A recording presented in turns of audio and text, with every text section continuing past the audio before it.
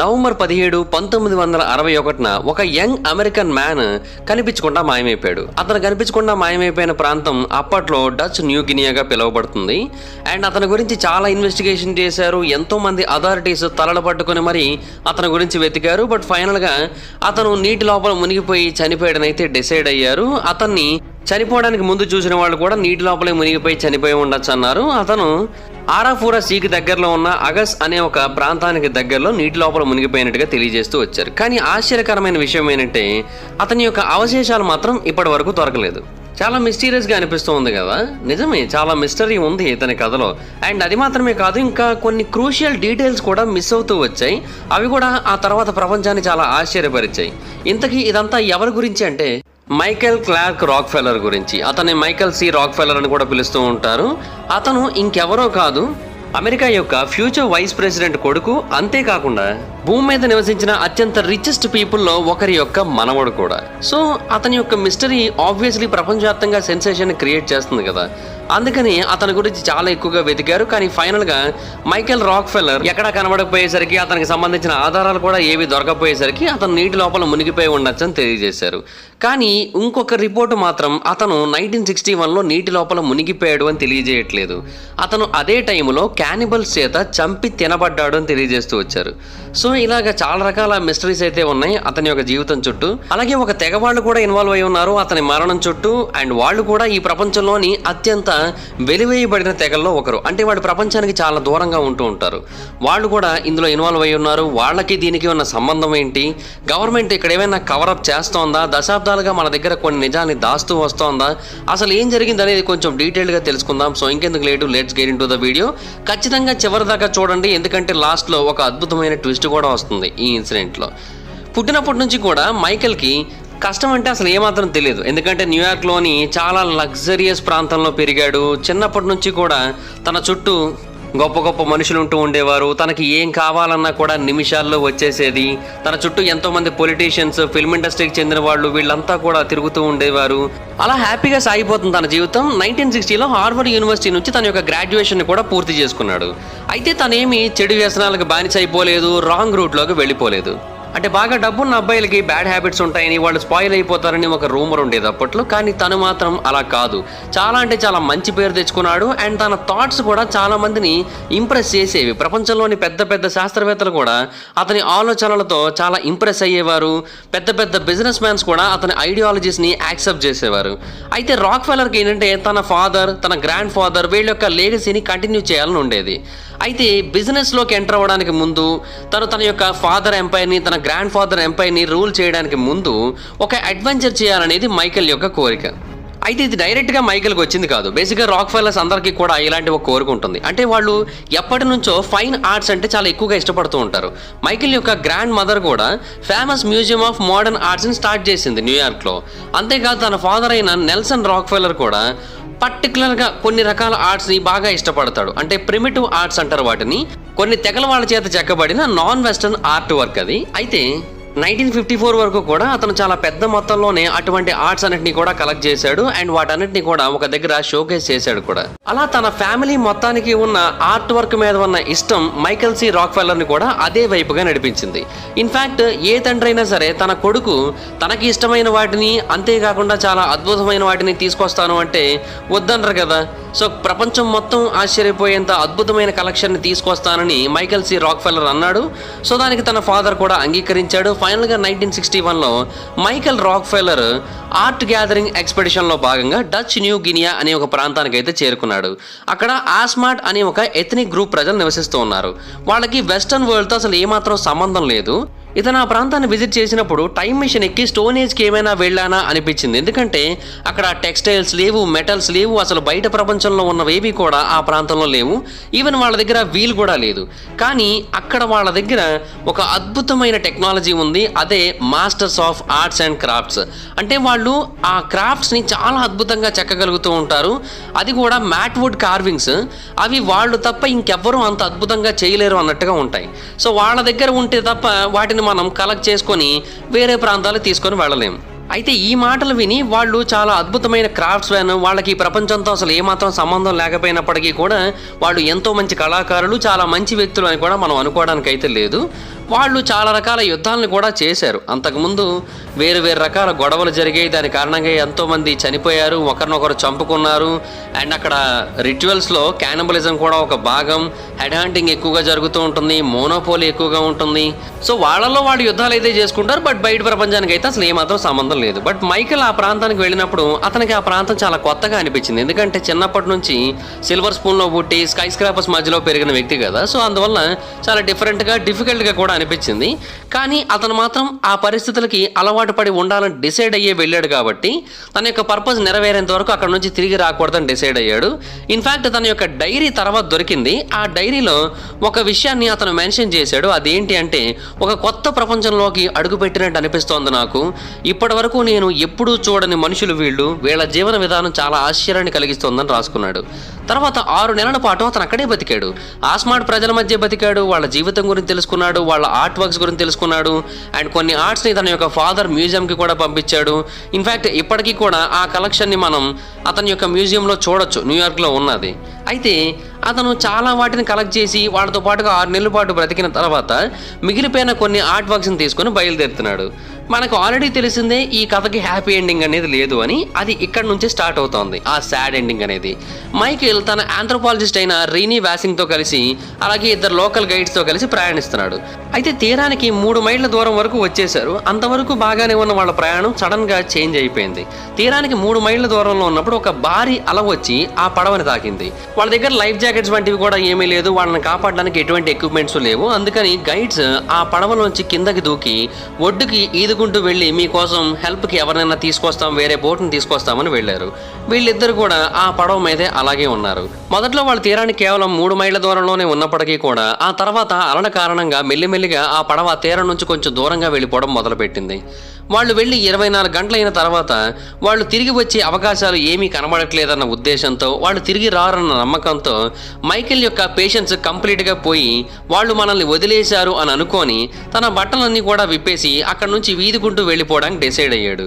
ఒంటి మీద కేవలం బాక్సర్ షార్ట్స్ని మాత్రమే ఉంచుకొని 2 జెర్రీ క్యాన్స్ని తన నడుముకి తగిలించుకొని నీటి లోపల ఈదుకుంటూ వెళ్ళిపోయాడు. అంటే నీటిలో తేలేటట్టుగా చేసుకోవడం కోసం ఆ జెర్రీ క్యాన్స్ని అయితే తనకు కట్టుకున్నాడు.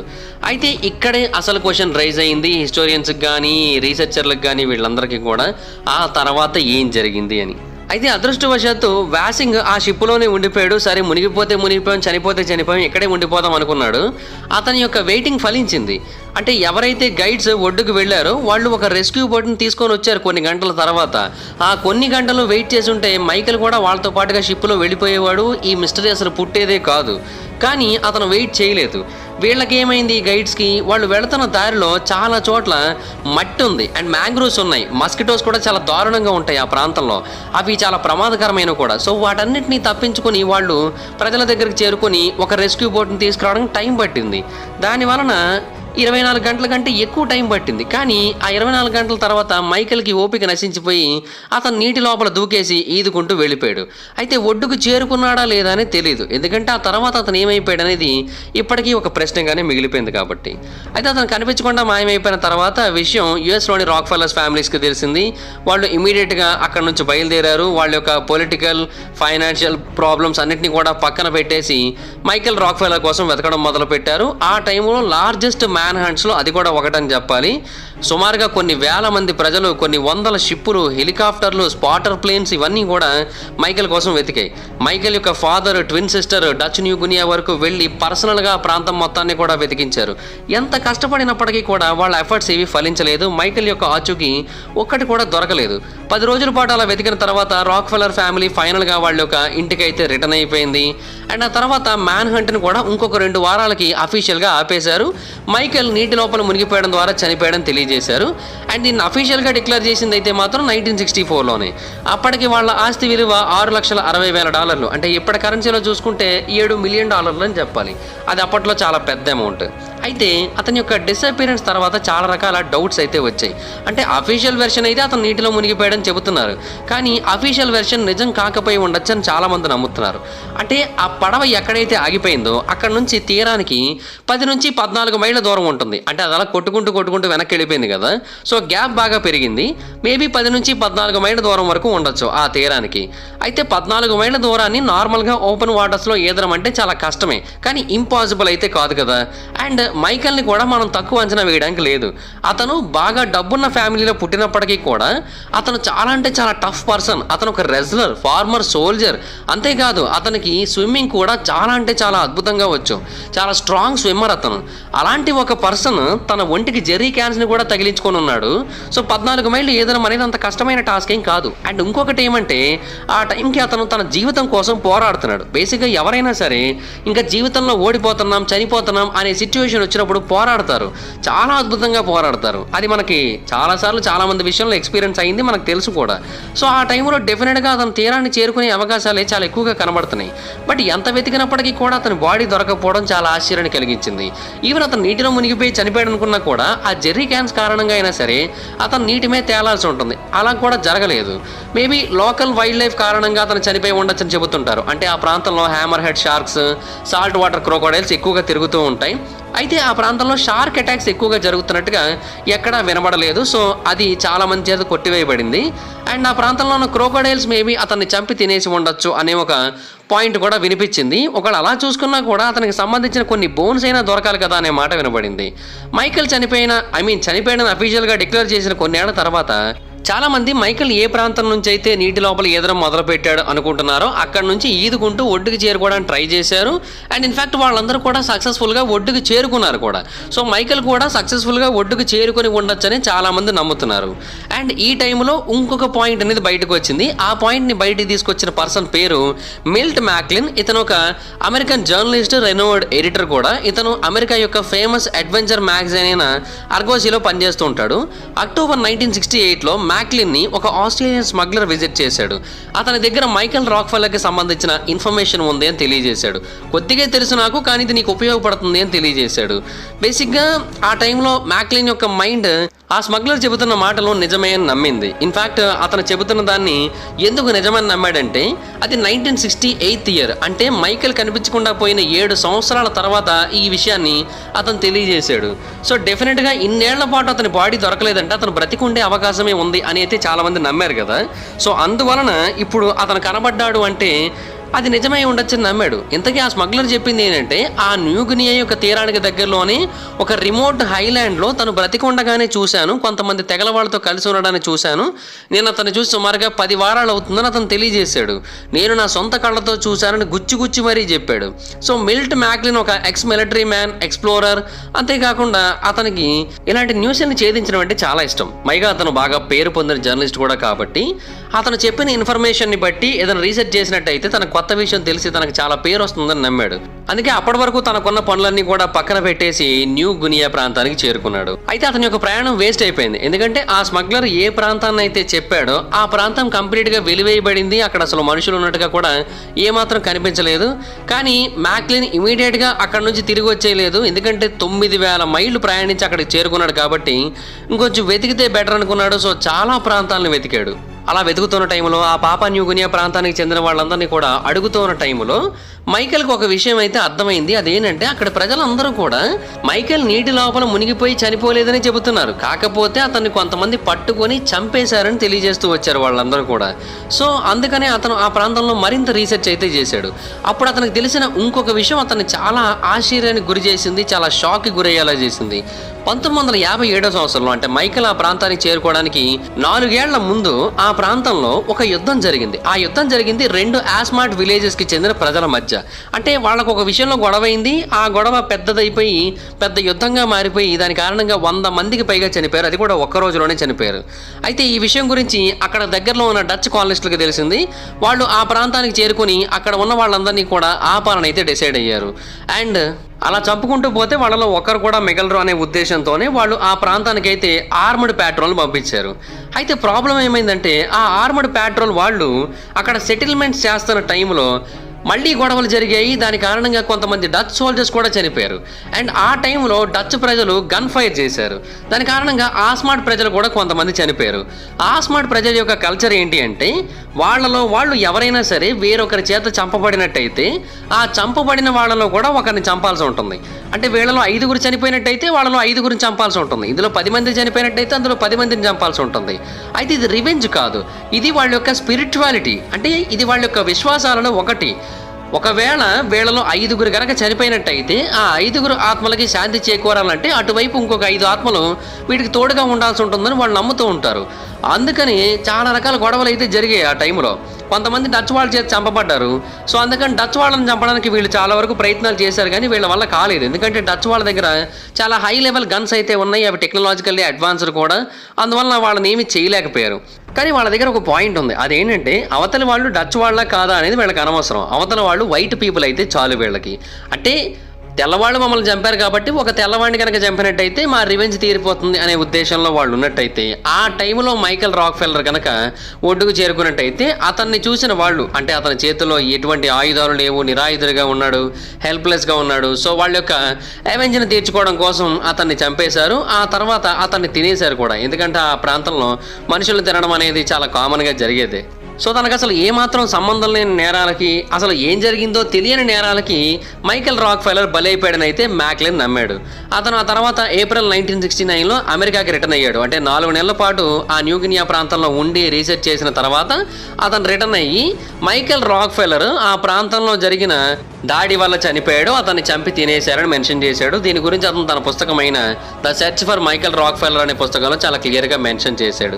ఇది చాలా మంది చేత యాక్సెప్ట్ చేయబడింది కూడా, కానీ దానికి ఎవిడెన్స్ లేదు. ఇటువంటి వాటిని హార్డ్ ఎవిడెన్స్ లేకుండా నమ్మడం అనేది ఆల్మోస్ట్ ఇంపాసిబుల్. అందువలన కొన్నేళ్ల వరకు ఇది స్టోరీగానే మిగిలిపోయింది. ఆ తర్వాత ప్రజలు దీని గురించి మర్చిపోయారు కూడా. ఎన్నో రోజులు దీని గురించి ఎవరు ఏమాత్రం మాట్లాడుకోకుండానే గడిపేశారు. అతని యొక్క పేరు చరిత్ర పుస్తకాల్లో తప్ప ఇంకెక్కడా లేకుండా పోయింది. బట్ ఫైనల్గా 2014 సంవత్సరంలో ఈ కేసు మళ్ళీ బయటకు వచ్చింది. ఆ టైంలో అమెరికన్ జర్నలిస్ట్ అయిన కార్ల్ హఫ్మ్యాన్ అనే ఒక వ్యక్తి మైకెల్ యొక్క డిసపియరెన్స్ గురించి తన యొక్క రీసెర్చ్ని తెలియజేశాడు. మ్యాక్లిన్ లాగే హాఫ్మ్యాన్ కూడా న్యూగినియా వరకు వెళ్ళాడు, క్లూస్ కోసం వెతికాడు. అయితే మ్యాక్లిన్ లా కాకుండా హాఫ్లాండ్ ఏం చేశాడంటే డచ్ కొలోనియల్ ఆర్చీవ్స్ దగ్గరికి వెళ్ళి కూడా పరిశోధనలు చేశాడు. అంటే అక్కడ కొన్ని డాక్యుమెంట్స్ దొరుకుతాయి కదా, వాటి ద్వారా మనకు ఏమైనా ఆధారాలు దొరకచ్చు అన్న ఉద్దేశంతో అతను ఆ ప్రాంతానికి కూడా వెళ్ళాడు. చాలామంది డచ్ అఫీషియల్స్ని, మిషనరీస్ని వీళ్ళందరినీ కూడా కలిశాడు. మైకెల్ యొక్క మరణంతో సంబంధం ఉందనిపించిన ప్రతి ఒక్కరిని కూడా విచారించాడు. ఫైనల్గా అతనికి అర్థమైన విషయం ఏంటి అంటే డచ్ పీపుల్ నిజాన్ని బయటికి రాకుండా తొక్కేశారు. అంటే మైకెల్ యొక్క డిసపియరెన్స్ జరిగింది ఒక టుమల్టియస్ పీరియడ్లో. ఆ టైంలో న్యూగినియా యొక్క హిస్టరీ అనేది బాగా ఎక్కువగా స్ప్రెడ్ అవుతోంది. అండ్ ఆ టైంలో చాలామంది ఆ ప్రాంతాన్ని కంట్రోల్ చేసుకోవాలని ట్రై చేస్తున్నారు, ఆ ప్రాంతాన్ని వాళ్ళ యొక్క ఆధీనంలోకి తీసుకోవాలని ట్రై చేస్తున్నారు. అటువంటి టైంలో ఈ వార్త కనుక బయటకు వచ్చినట్టయితే ఆ ప్రాంతం మీద అన్ని దేశాల కళ్ళు పడతాయి కాబట్టి అది అవతల వాళ్ళకి ఇబ్బంది అవుతుంది, మెయిన్గా ఇండోనేషియాకి ఇబ్బంది అవుతుంది అన్న ఉద్దేశంతో ఆ ప్రాంతం గురించి ఎవరికి పూర్తిగా తెలియనివ్వలేదు. అండ్ అక్కడ ఏం జరిగిందో కూడా తెలియనివ్వలేదు. ఆ ప్రాంతంలో ఇలాగ చాలామందిని చంపేశారు. కానీ మైకెల్ని చంపడం అనేది చాలా ప్రత్యేకం. ఎందుకు అంటే అతను మోస్ట్ పవర్ఫుల్ ఫ్యామిలీస్లో ఒక ఫ్యామిలీకి చెందిన పర్సన్. అతన్ని ఇలా చంపి తినేశారని చెప్పినట్టయితే చాలా పెద్ద డిజాస్టర్ అవుతుంది. గవర్నమెంట్స్ ఈ విషయంలో చాలా జాగ్రత్తగా ఉండాల్సి ఉంటుంది కాబట్టి ఇది చాలా ఎంబారసింగ్ ఇన్ఫర్మేషన్ కూడా. కాబట్టి దీని గురించి బయటకు తెలియజేయనివ్వకుండా ఈ నిజాన్ని సమాధి చేసేశారని అతనికి అర్థమైంది. బట్ నిజానికి అతన్ని చంపి తినేశారని అతను కూడా ఫైనల్గా యాక్సెప్ట్ చేశాడు. ఇన్ఫ్యాక్ట్ అఫీషియల్ వెర్షన్ ప్రకారం అతను మునిగిపోయాడని చెప్పినప్పటికీ కూడా అతని ఫ్యామిలీ మెంబర్స్ ఒక ప్రైవేట్ ఇన్వెస్టిగేటర్ని పెట్టుకున్నారని, అతను లేట్ 70sలో ఆ ప్రాంతానికి చేరుకొని పరిశోధనలు చేసినప్పుడు ఆ ప్రాంతంలో అతనికి కొన్ని హ్యూమన్ స్కల్స్ దొరికాయి. ఆ స్కల్స్ కూడా వైట్ పీపుల్ యొక్క స్కల్స్ లాగే ఉన్నాయని తెలియజేశాడు. కాకపోతే దాంట్లో ఇతని యొక్క స్కల్ ఉందో లేదో తెలియదు మైకెల్ది. కానీ అతనికి ఒక $250,000 పే చేశారు ఆ టైంలో ఆ స్కల్స్ని మళ్ళీ అమెరికాకి తీసుకురావడం కోసం. మరి అంత పెద్ద అమౌంట్ని ఎందుకు పే చేస్తారు, అవి ఒకవేళ మైకెల్ స్కల్ కాకపోయినట్టయితే అనేది అతని యొక్క పాయింట్. సో ఫైనల్గా అతనైతే వాళ్ళ చేత చంపబడ్డాడు అనేది ఇతని యొక్క థియరీ. అండ్ చాలామంది దీన్ని అయితే యాక్సెప్ట్ చేశారు కూడా. కానీ ఇక్కడే అసలు ట్విస్ట్ అయితే వస్తుంది. అంటే అతను చనిపోయాడు, చంపబడ్డాడు, తినబడ్డాడు, ఇలాగ చాలా రకాల మాటలు అయితే వినిపించాయి. బట్ మేజర్ పాయింట్ ఏంటంటే అసలు అతను చనిపోలేదు అనేది ట్విస్ట్. అంతేకాదు ఆజ్మాట్ ప్రజలు కూడా అతన్ని చంపలేదు. ఆజ్మాట్ ప్రజలు కేవలం వాళ్ళని వాళ్ళు చాలా పవర్ఫుల్గా చూపించుకోవడం కోసం వాళ్ళు చంపేశారు అని బయట ప్రజలు చెబుతూ ఉంటే వాళ్ళు ఏం మాట్లాడకుండా ఉండి దాన్ని యాక్సెప్ట్ చేసినట్టుగా చేశారు.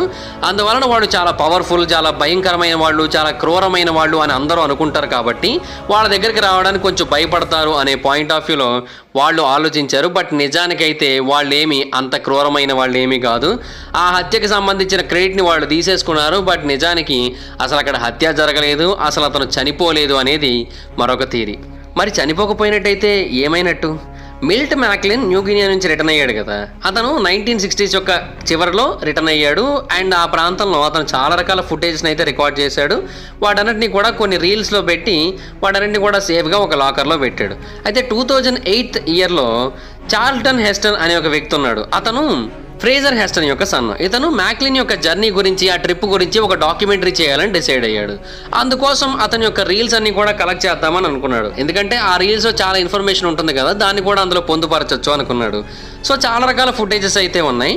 ఆ ఫుటేజెస్ని అలా చూస్తూ ఉన్న టైంలో ఒక విషయాన్ని నోటీస్ చేశాడు.